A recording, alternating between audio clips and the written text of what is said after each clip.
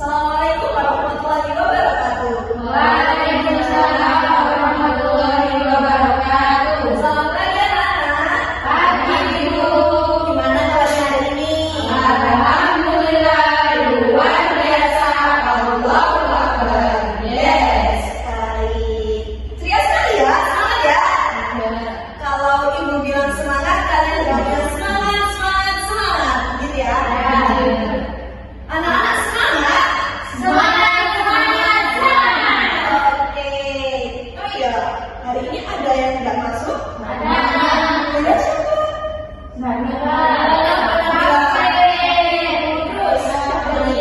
Terus? Wah, ya sudah, nanti ibu absen untuk yang tidak masuk hari ini ya. Oke, sebelum ibu lanjutkan, kita berdoa sebelum belajar dimulai. Berdoa dimulai. Bismillahirrahmanirrahim.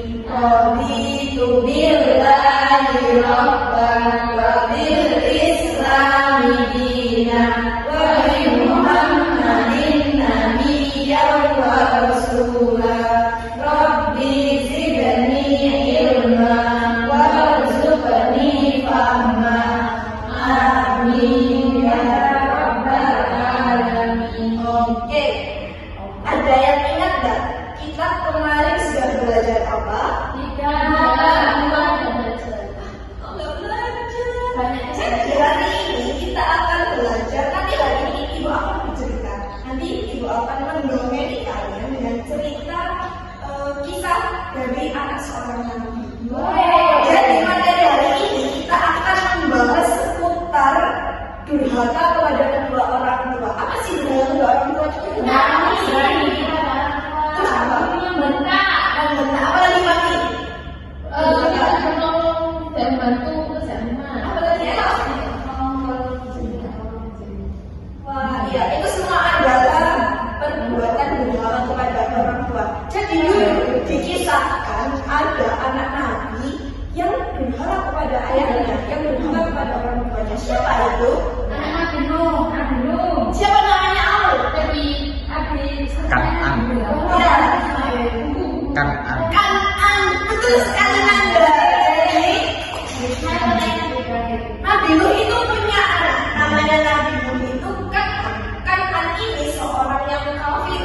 Dia tidak mengikuti jejak ayahnya untuk memeluk agama Islam.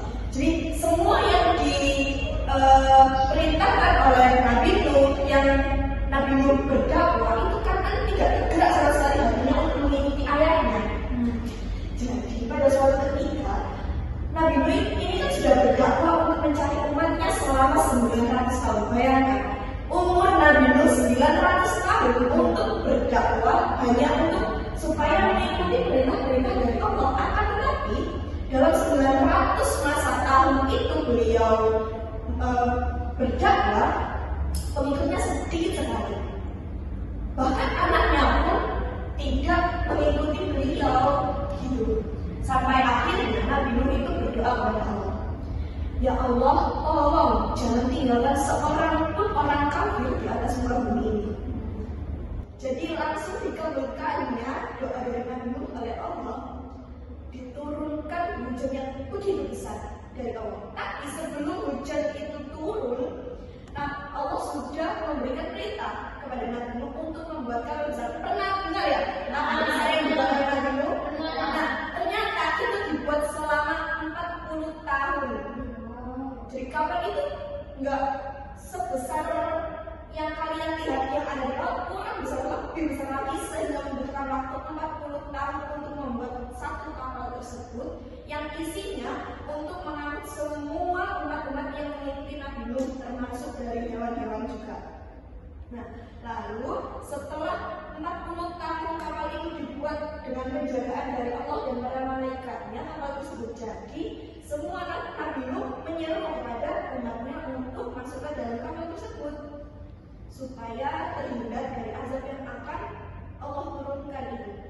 Setelah semuanya naik ke atas kapal, umat-umatnya, Allah pun menurunkan azabnya kepada umat orang-orang kafir itu yang ada di atas bumi. Jadi turunlah hujan, badai, angin, petir, ribut, opan, halilintar semuanya turun sampai bumi itu seolah-olah tenggelam merata oleh air. Iya. Nah, di situ semua umat-umat yang Nabi Nuh lihat waktu itu di sana semuanya lari berbondong-bondong untuk menghindari angin, untuk menghindari hujan tersebut, untuk menghindari banjir, untuk menghindari badai-badai tersebut. Tapi tidak ada yang selamat karena memang tujuannya Allah adalah untuk memusnahkan seluruh orang kafir. Nah, ketika Nabi Nuh dan para umat yang berada di atas kapal, Nabi Nuh melihat anaknya yang sedang lari terjepit naik ke atas bukit yang paling tinggi di daerahnya waktu itu. Dengan kesusahan, dengan begitu upayanya, seorang ayah kalau melihat anaknya yang seperti itu kan ingin membantu ya, ingin menolong.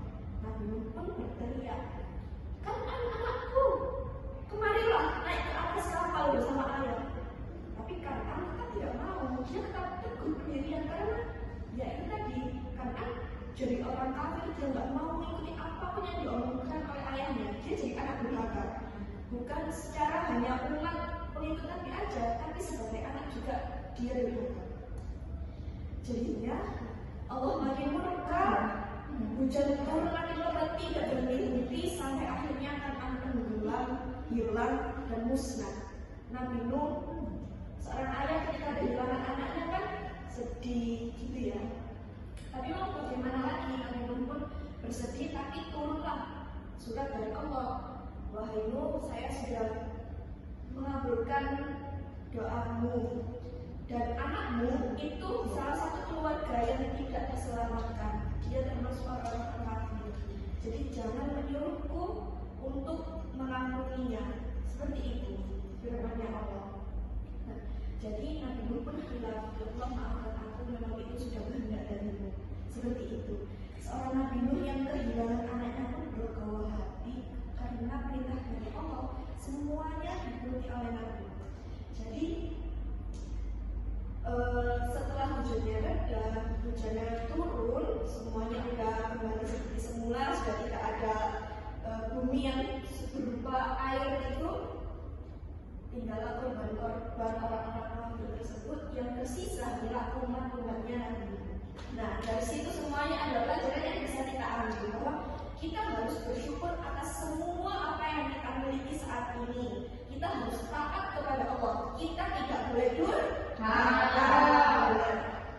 Jadi dari kisah tersebut kita sudah banyak sekali mengambil pelajaran bahwa kita yang pertama tidak boleh durhaka, lalu harus taat, mengikuti perintah Allah, mengikuti perintah orang tua karena ridho Allah tergantung ridho orang tua. Ada yang tahu hadisnya?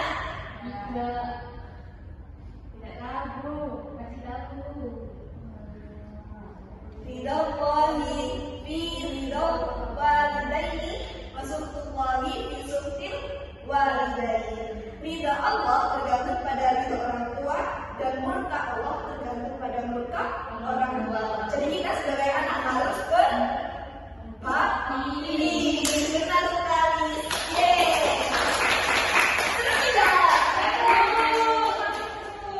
Sudah hafal ya kisah Kan'an. Jadi kalau suatu hari mau bercerita kembali tentang kisah Kan'an, anak-anak semuanya sudah tahu apa pelajaran yang bisa diambil dari kisah Kan'an. Jadi selanjutnya ibu mau memberi tugas kepada anak-anak semuanya. Nanti tugasnya satu bangku ya. Itu menuliskan hadis tentang ridho orang tua yang tadi disebutkan dengan semenarik mungkin. Boleh dikali-kali terus diwarnai, boleh di-print terus ditempel-tempel, terserah. Pokoknya membuat hadis tentang ridho orang